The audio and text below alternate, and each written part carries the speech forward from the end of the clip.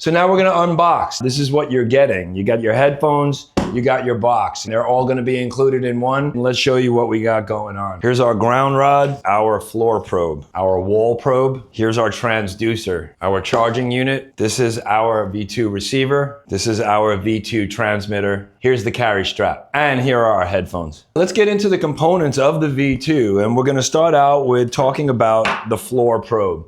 The floor probe is shaped this way because it goes on the end of a pole, and it's almost like a rake, we'll call it. So what you want to do is you want to scan the floor of the pool.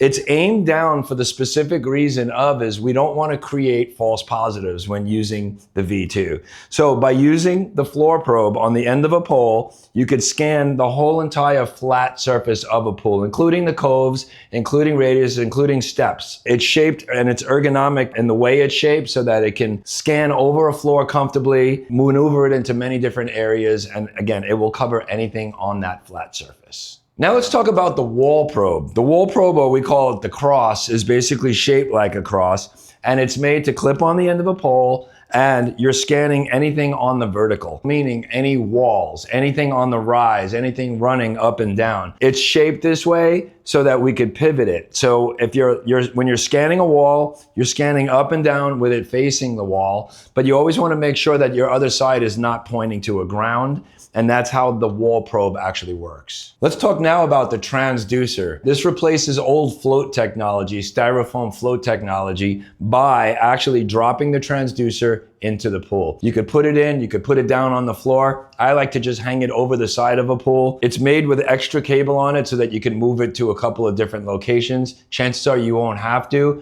but we're gonna get into the specifics of it. This plugs into the transmitter. The transmitter sends the power to it. It sends a very low square voltage. This is what's gonna send that voltage into the water. This is the new transducer. This replaces the styrofoam float from the original VILO or any other equipment. It's what revolutionizes the V2. Basically, this could go in, we could put it down, throw it down on the floor of a pool. I like to hang it over the wall of a pool, maybe leave it 12 inches underneath the pool surface. This takes power from the transmitter and it sends that low square voltage to the pool itself. And this is what sends that voltage into the water and gives it that even voltage range. Let's talk about the ground cable. The ground cable, we pop this into the ground anywhere in the grassy area or anywhere in the ground near a pool. We like to tap it in with a hammer. We also like to wet the ground where it's going into so we get a nice bond. And then the ground cable literally clips to the ground. So it's gonna be in like this into the ground, and then this is gonna plug back into the transmitter. This is new to the VILO kit as well, because we're now using rechargeable batteries, both in the receiver and in the transmitter. Again, they could last for hours. It's a USB port, so you could plug it into a cigarette lighter in the truck or a USB port in the truck on your way out to a job. I like to plug it in the night before I'm using it, and you'll get hours of use out of both the transmitter and the receiver itself. The strap is so that we could strap the receiver over our neck and be hands-free. It has the two clips on the front of the actual receiver. The clips clip into it, so again, it's hanging over your neck and you're completely hands-free while using the product. And last but not least are the headphones. The headphones are gonna plug into the receiver, and it's gonna allow you to hear the signals that the electrical is converting, and you're gonna find those grounds and you're gonna find those leaks. Now let's talk about the V2 transmitter. This is what's revolutionizing the whole entire product and the whole entire industry when it comes to vinyl liner leak detection. First, we have our ground. Our ground goes to this ground rod that's on the ground cable, and that gets clipped to this actual ground rod that's going into ground. Now, if you're doing a leak detection on a pool that has another type of ground, it could be a ladder, it could be a rail that has the bolt, you could actually clip right to it, and that will plug into this ground right here. As long as you have a solid ground, we're giving you the one for the grassy areas or wherever you can ground to. But again, if you have an accessible ground, go ahead and use it. Let's talk about the float, or what we refer to as a transducer as well. These are all color coded, so you can't mess it up. You got your blue ground cable going to blue, and then you got your green transducer, what we call float, going to the actual float. The transducer hangs over the side of the pool. You can throw it in and set it out on the pool. I like to set my transducer on the side of the pool, transmitter on the side of the pool, and now we're hands-free. But let's talk about dialing it in. This is what's creating the revolutionary transmitter. This is a potentiometer, but let me get real specific and easy for you. This is sensitivity. So this is gonna measure the amount of signal and voltage that you're sending to the pool. A lot of times in the past, you work with stray voltage.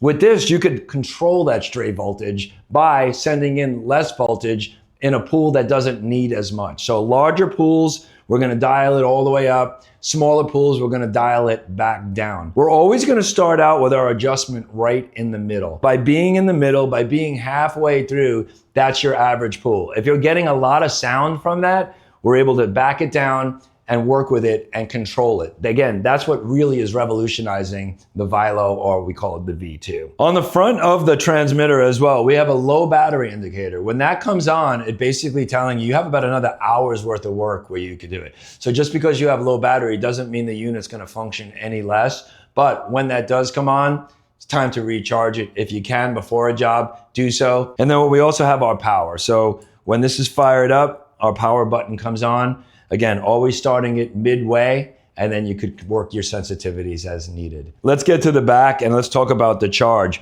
Here's our charging port. It's covered so that it's a kind of water resistant. This is not a completely waterproof unit. No units are as far as electronics is concerned and chlorine is concerned. Therefore, we like to keep this closed when we can, when it's not in use, but open it up. It takes our recharge. And again, you could plug it into any USB port in a vehicle, into a cigarette lighter, or we give you the actual cube where you could plug it in and charge it from your office or warehouse or wherever you're running, even if you're running the home business. When it's plugged in, the charging light will come on. It will indicate that it's charging. And when it's fully charged, our light will come on and say, hey, it's fully charged and it's ready to go. Last but not least, let's talk about the receiver. This is the heart of everything. And this is a lot different than the original VILO. The original VILO piggybacked off of the LT1000, and that just powered it up. Now it's all self-powered, one unit, no more need to piggyback, and everything is contained in the self unit. This unit is what really makes this V2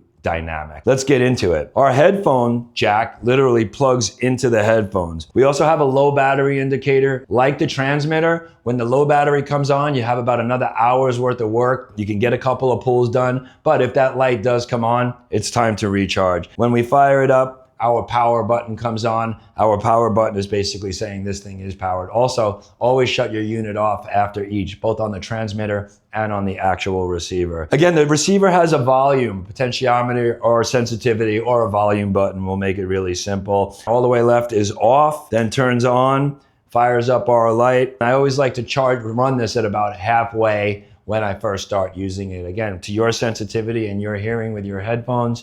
Again, everything is a low decibel on it. Get it to your desired decibel, and that's how you want to work with it. On the back, we have our regular charging with our cover. It's just going to keep water out. It's going to keep the elements out. Let's talk about the charging. It's very similar to the transmitter as far as the charging. When it is charging, you're going to plug your charger in over here, and you're going to charge, and the light is going to indicate that it actually is charged. When it's fully charged, that light will come on. Both of these probes literally screw right into this connector over here. So whether you're using the wall probe, it plugs in, screw it in tight, and you're off to the races as far as doing your leak is concerned. Same thing with the floor probe, screws right in, and whether you're using the wall probe or floor probe, they both screw into this port right here.